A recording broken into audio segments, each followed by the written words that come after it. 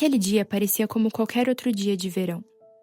As crianças foram para a escola e, por causa do passeio que elas tinham até a piscina pública da cidade, elas pareciam até mais animadas do que o normal. A cidade estava calma, como sempre, e nada chamou muita atenção de ninguém naquele dia. As horas foram passando e o problema é que toda aquela calma já deveria ter acabado. Isso foi preocupando muito as 26 famílias que já tinham que ter recebido seus filhos em casa da escola. Mas quem poderia imaginar que um ônibus inteiro poderia ser sequestrado sem que ninguém percebesse? Olá e sejam todos bem-vindos ao Acampamento Estrangeiro, onde eu apareço aqui todas as sextas-feiras para contar histórias reais e casos criminais para vocês ficarem bem espertos. Bom, antes de começar a história, eu vou deixar aqui um aviso de gatilho, porque nós estamos tratando de um caso real que podem ter assuntos um pouco perturbadores para algumas pessoas. Bom, o caso de hoje se passa na pacata cidade de Chowchilla, lá na Califórnia, nos Estados Unidos. Que era uma cidade agrícola, pequena, aquele tipo de cidade que as pessoas deixam a porta destrancada quando vão dormir, e que ninguém imagina que nada muito perigoso ou anormal vá acontecer. Ainda mais naquele ano de 1975, que foi quando o caso aconteceu. Bom, aquele dia 15 de julho estava sendo um dia como qualquer outro dia de verão. Os pais estavam trabalhando, as crianças estavam na escola, e pro Sr. Frank Edward Gray as coisas também não eram diferentes, ele era o motorista do ônibus da escola, e naquele dia ele estava trabalhando como em qualquer outro dia. Bom, só tinha uma coisa de diferente, pra não falar que não tinha. Naquele dia o trajeto do Edward ia ser um pouquinho diferente, já que ele ia levar as crianças para a piscina pública da cidade num passeio escolar. E depois disso ele também estava encarregado de levar as crianças para casa. Então foi isso, o Edward levou as crianças até a piscina, elas se divertiram muito e deu a hora de levá-las de volta para casa. As crianças daquela turma tinham por volta de 5, 6 anos de idade e eram mais de 20 crianças naquele ônibus. Mas ali no meio das crianças acabou subindo um menino que era desconhecido até então, o nome dele era Michael Marshall e ele tinha 14 anos de idade. E o Edward decidiu abrir uma exceção pra ele subir e levar ele pra casa, já que o menino não ia poder voltar com a mãe naquele dia. Então o Edward falou, não, tudo bem, eu te levo pra casa e normal. Eu não sei se eu digo pra vocês que isso foi muita sorte ou muito azar. Enquanto o Edward estava a caminho de levar a primeira criança pra casa, aconteceu um contratempo ali no meio da estrada. Tinha simplesmente uma van branca estacionada no meio da pista impedindo completamente a passagem. E o primeiro pensamento inocente do Edward foi que a van tinha quebrado. E aí ele abre a porta do ônibus pra verificar o que estava acontecendo, mas não deu tempo de nada.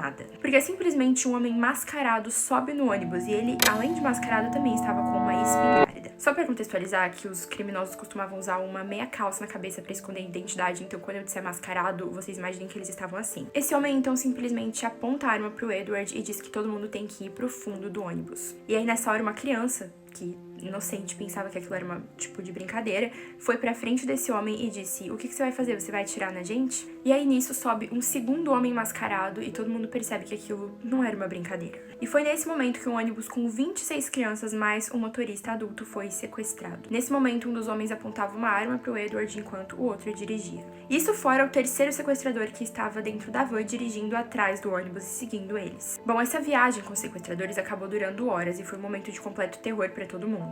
Mas finalmente eles acabam chegando no seu destino, que era um tipo de plantação de bambu bem isolada, e lá tinha uma segunda van onde eles pararam bem do lado dela. E aquilo foi completamente premeditado, porque eles tinham pensado até em não deixar pegadas no chão da plantação, descarregando as crianças diretamente do ônibus pra dentro dessa segunda van. A primeira pessoa que entrou dentro dessa van foi o Edward, justamente porque eles queriam poder controlar mais ele, já que ele era o único adulto e o propenso a reagir. E aí, seguido disso, eles começaram a descarregar criança por criança, uma a uma, do ônibus diretamente pra essa van que tava bem assim colada na porta. Então tava tudo normal até que chegou numa garotinha chamada Jennifer Brown e aí o sequestrador aponta a arma pra barriga dela e diz que ela tem que ficar ali esperando. E nisso eles tiram aquela segunda van dali e trazem a primeira pra encostar nessa porta. Mas durante todo esse processo eles ficaram apontando a arma pra barriga da menina e ela dizendo, eu fiz tudo que vocês me pediram, eu não fiz nada de errado. Mas aí eles simplesmente pegam e colocam ela nessa primeira van e assim consecutivamente as outras crianças também.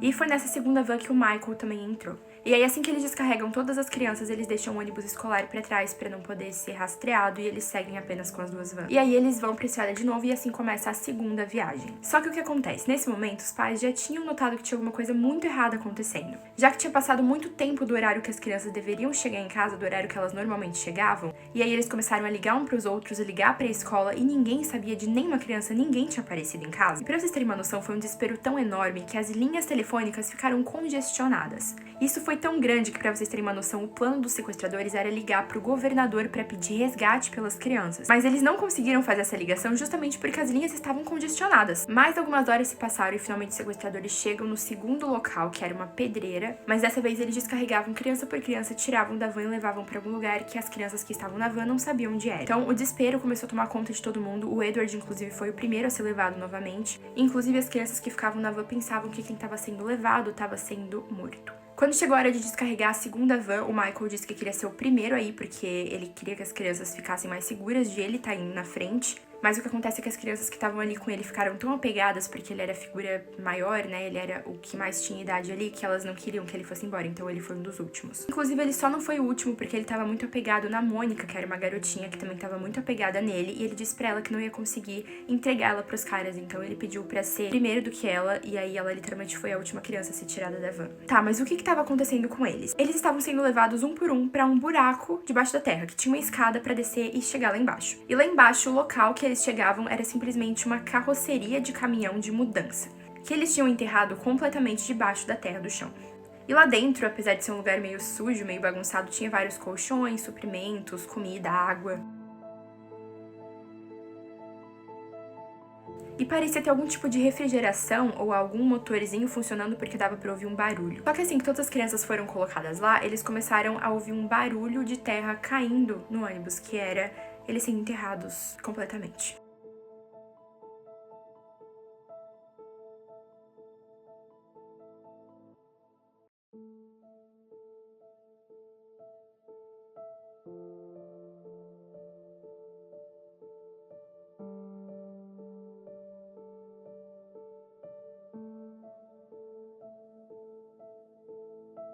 E nesse momento todo mundo começou a chorar. Então o Michael tava chorando, o único que não tava era o Edward, que tava tentando se manter calmo e firme. Só que o que acontece? Nessa hora já tava tarde, eles sabiam que já tinha passado muito tempo. E antes de ir embora completamente, os sequestradores disseram que eles iam voltar pra tirar eles dali. E o Edward disse, vamos todos dormir, vamos nos acalmar, vai ficar tudo bem. E aí todo mundo foi dormir, só que quando eles acordaram, a situação não tinha mudado nem um pouco. Então, sem nenhum tipo de noção de horário, de tempo, de nada, eles começaram a consumir todos os alimentos que estavam lá no bunker. Não era um bunker, mas parecia um bunker, enfim. Nesse momento, toda aquela situação começou a piorar muito. Aquela estrutura de ventilação, aquele motorzinho, simplesmente parou de funcionar. E além disso, o teto do lugar onde eles estavam começou a ceder. Naquele momento, o Edward e as crianças e o Michael, enfim, começaram a conversar e eles decidiram que se eles não fizessem nada, eles iam morrer. Os sequestradores não iriam voltar, os seus pais não iriam chegar a tempo, a polícia não ia encontrar eles e se fosse pra morrer, era melhor morrer tentando.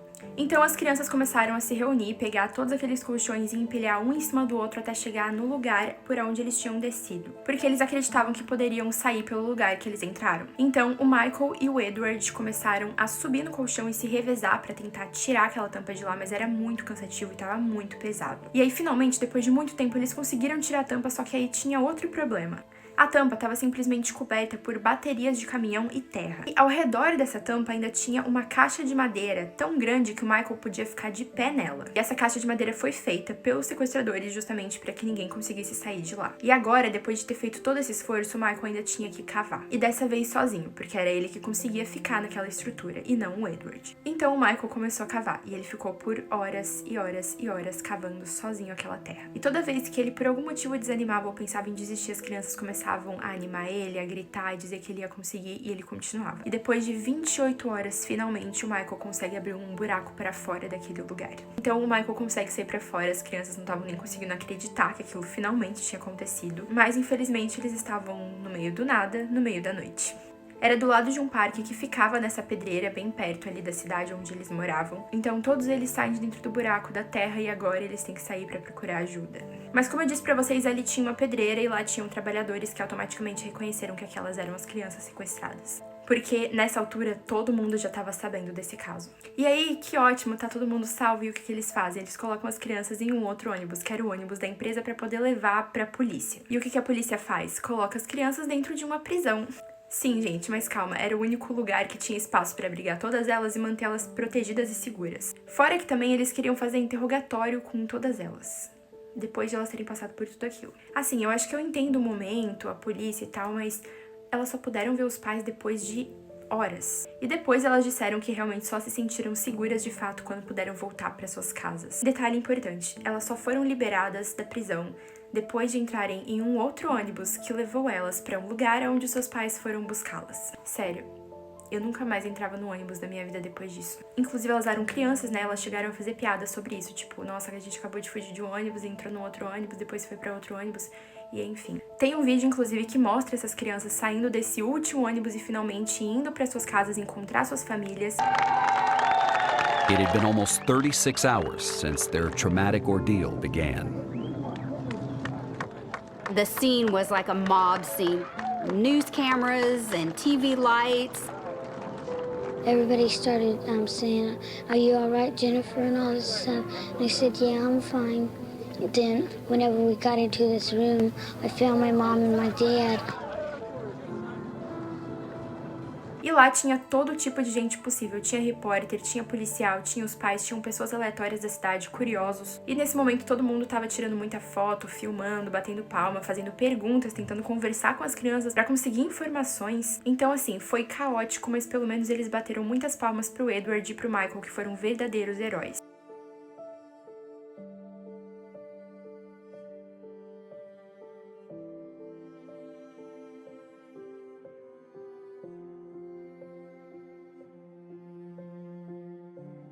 Bom, no final todo mundo foi pra sua casa, todos foram salvos, tudo ficou muito bem, mas afinal, quem fez isso com eles? Bom, nessa hora a polícia tinha uma pista. Pelo menos uma das pessoas que fez isso com eles tinha que ter alguma ligação com a pedreira na qual eles foram enterrados, já que aquilo claramente tinha sido muito premeditado e aquela pessoa tinha que ter um acesso muito livre à pedreira pra poder fazer tudo sem que ninguém notasse nem denunciasse, e foi dessa forma que encontraram o primeiro suspeito. Um homem de 24 anos chamado Frederick, que era simplesmente o filho do dono da pedreira. Simplesmente na casa do Frederick foram encontrados vários papéis com o plano do sequestro. E foi dessa forma que eles encontraram os outros dois suspeitos, os irmãos Richard e James, de 22 e 24 anos. Então, acontece que esses três jovens vinham de famílias muito ricas. E eles já tinham um histórico de tentar roubar uma concessionária, mas nada aconteceu na época porque eles eram muito ricos e deram um jeitinho. Só que a motivação do crime foi justamente dinheiro. E sabe por quê que eles arriscaram a vida de 26 pessoas? Porque eles já tinham pedido muito dinheiro pros pais deles e os pais queriam que eles fizessem alguma coisa da vida por si só. E aí eles literalmente pensaram, bom, como que a gente vai conseguir dinheiro pra manter as nossas vidas do jeito que a gente gosta?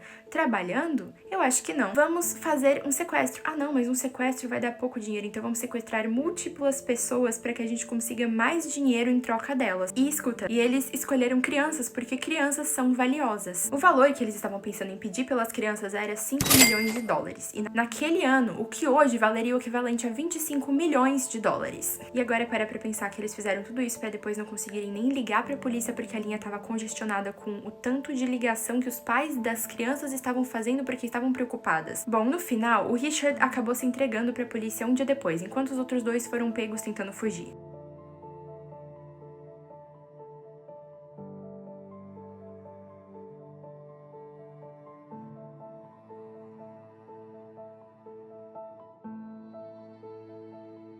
E assim, mesmo que eles tivessem advogados muito bons, muito dinheiro e ter usado algumas técnicas assim pra poder pegar uma pena mais leve, incluindo se declarar culpados, mas ao mesmo tempo não culpados de tentar machucar ninguém.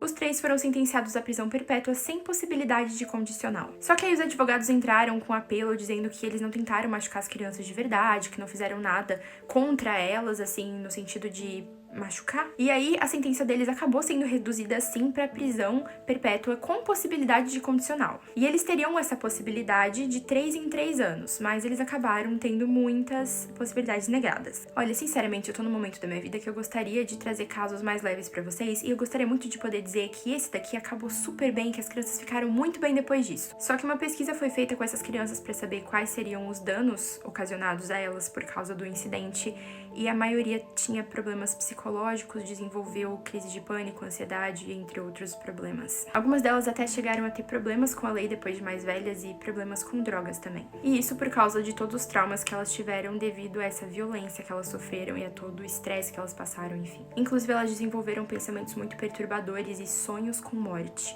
Se vocês ficarem curiosos e quiserem saber mais sobre essa história, eu acabei de ver que tem um documentário na HBO que conta mais ou menos o que aconteceu. Na verdade, conta com bem mais detalhes do que eu contei aqui. Inclusive, eu nunca assisti esse documentário, mas eu vi que ele existe fazendo as gravações e as pesquisas pra esse vídeo aqui. Então, eu acho que é muito interessante vocês assistirem. Inclusive, eu fiquei bem curiosa também pra ver o que tem lá.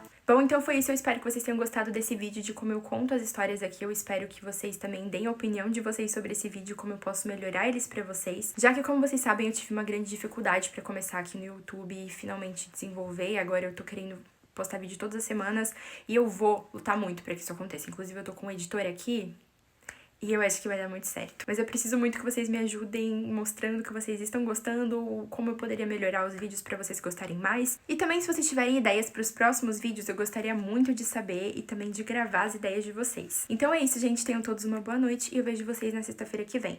E se vocês quiserem me ver mais cedo do que isso, é só irem nas minhas redes sociais que eu posto mais. Um beijo.